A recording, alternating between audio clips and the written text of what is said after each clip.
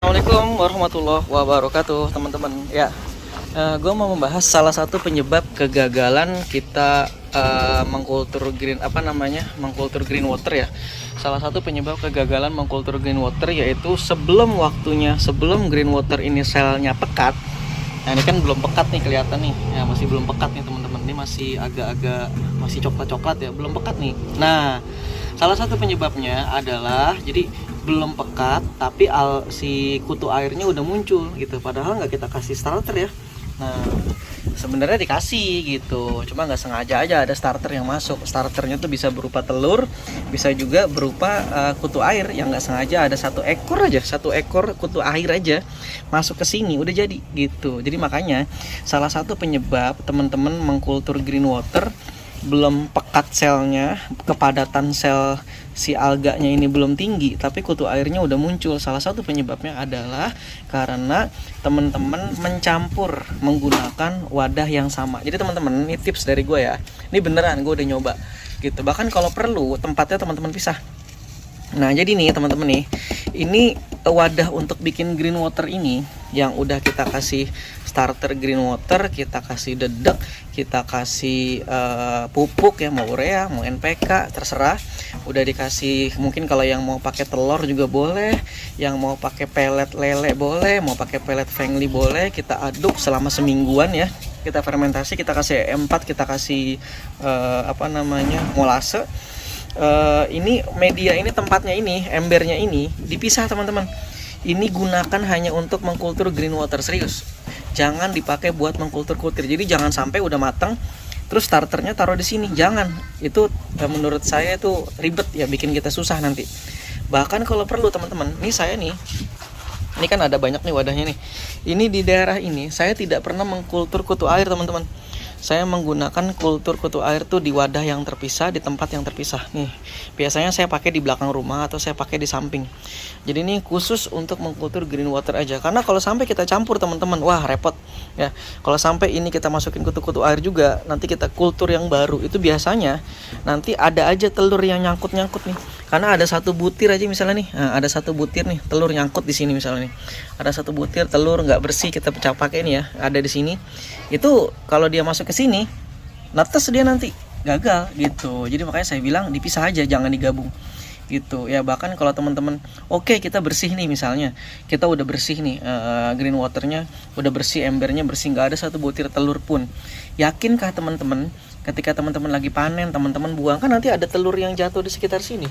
Ketika telurnya jatuh, ketiup angin, terbang masuk ke sini, netes juga, akhirnya gagal juga gitu. Dan selain itu, selain menggunakan wadah yang terpisah teman-teman, jangan pernah menggunakan juga saringan yang sama. Kalau untuk membersihkan, menyaring, misalnya nyaring jentik, itu pakai saringan yang berbeda dengan ketika saringan untuk mengkultur, dengan saringan ketika mau panen kutu air. Nah, ini saya kasih contoh aja teman-teman ya. Ini kebetulan saya baru bersihin kolam ya.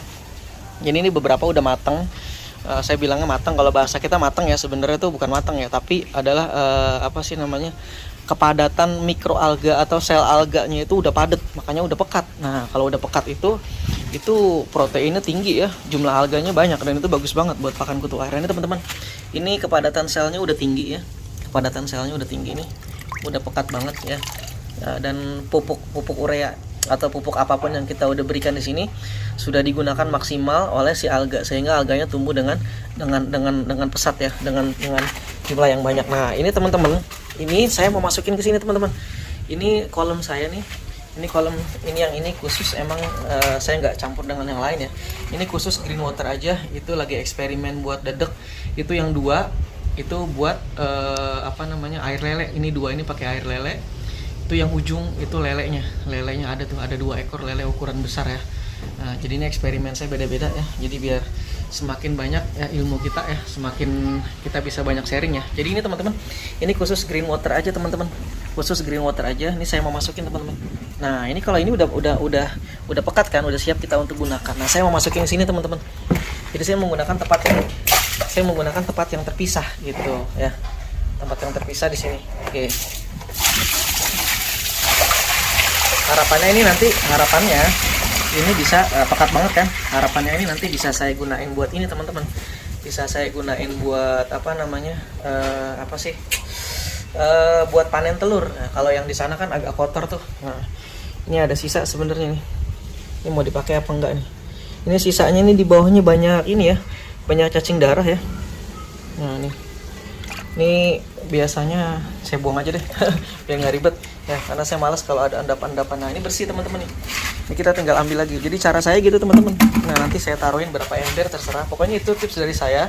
Kalau teman-teman nggak pengen gagal untuk mengkultur green water. Maksudnya gagal itu sebelum waktunya green water ini sudah matang kalau bahasa kita, atau selnya padat atau pekat.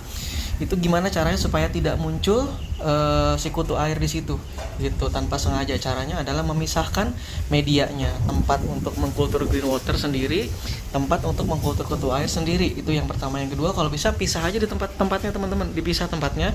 Dan yang ketiga, gunakan saringan yang berbeda, jangan menggunakan saringan yang sama. Saringan buat panen kutu air bedakan dengan saringan untuk membersihkan green water dari jentik. Ini contohnya, ini saringan khusus ya teman-teman.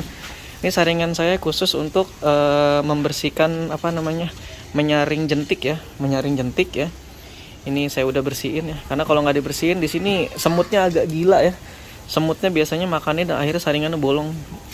Ini saringan khusus buat ini teman-teman. Ini buat buat nyaring pupuk ya, nyaring pupuk, pelet dan lain sebagainya pakai ini.